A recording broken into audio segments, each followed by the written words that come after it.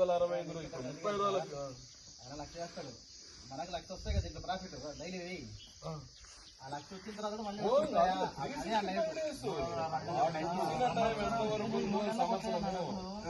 సంబంధాలు వస్తాయి అంటే 3 నెలలకు నీకు వచ్చే లక్ష మళ్ళీ పట్టుకునే ఉంటాయి. ఇచ్చిన పీరియడ్ ఎంత ఉందో 365 రోజుల పీరియడ్ ఇచ్చాడంటే 365 రోజులు 1000 పడుతూనే ఉంటాయి. ఆ 366 రోజు నీ లక్ష కూడా నీకు పడి ఉంటుంది ఆ టయానికి. అసలు నీకు వచ్చేస్తుంది. ప్లస్ ఈ 365 రోజులు డైలీ నీకు వస్తూనే ఉంటుంది. ప్లస్ ఇప్పుడు నువ్వు స్టార్టింగ్ లో ఉండవు, నీకు 1% వచ్చింది. ఒక వారం తర్వాత ఒక 5 మందిని ఈ రోజు ఒకరిని రేపు ఒకరిని అక్కడ చేర్చావు. ఆ 5 మంది అయిపోయినప్పుడే నువ్వు లెవెల్ 2 పోతావు. ఆ 5వ రోజు మళ్ళీ వారం తర్వాత నీకు 1.2 వస్తుంటుంది. 1200 పెరిగిపోతావు. ఎవరు మారినామంటే వెళ్ళిపోతా ఉంటది. ఆ తర్వాత వాళ్ళకి మొత్తం కంప్యూటరైజ్డ్ కదా, ఇమ్మీడియట్ గా నీ సెల్ లోనే చూపిస్తా ఉంటది. నువ్వు ఏ లెవెల్లో ఉండవా ఏంటి ఎవ్రీథింగ్ చూపిస్తా. అవును, 5 మంది సపోజ్ 3000 అని ఎన్ని వేలు పెట్టినా వాడు మెంబర్షిప్ లెక్కనే తీసుకుంటారా? ఇంకా మెంబర్షిప్ అంటే మనం కూడా దీంట్లో వన్ ఆఫ్ ద మర్చెంట్ పార్ట్నర్లు అంటే వ్యాపార భాగస్వాములు మనం కూడా.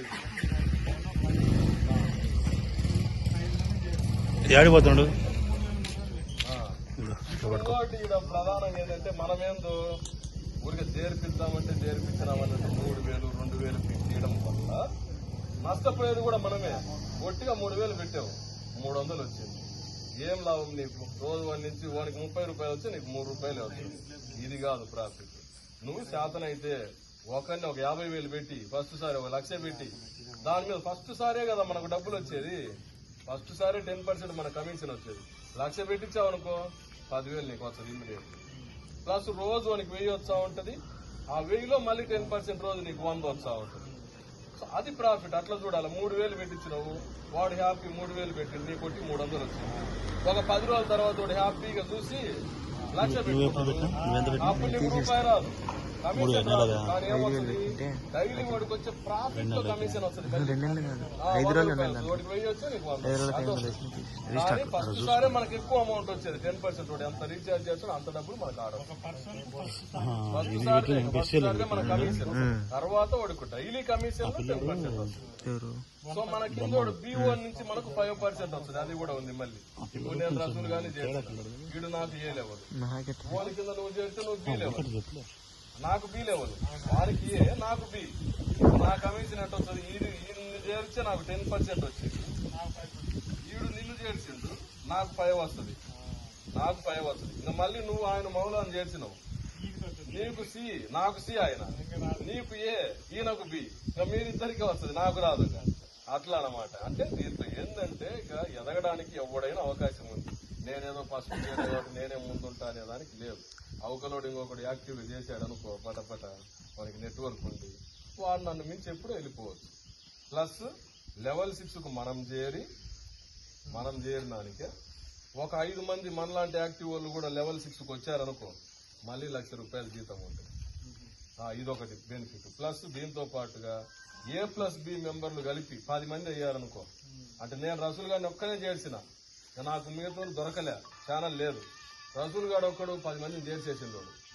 వాడొక్కడే 10 మందిని చేర్చిండు అంటే ఓటు చేర్చిన వాళ్ళందరూ నాకేమవుతారు? B అవుతారు. అవునా?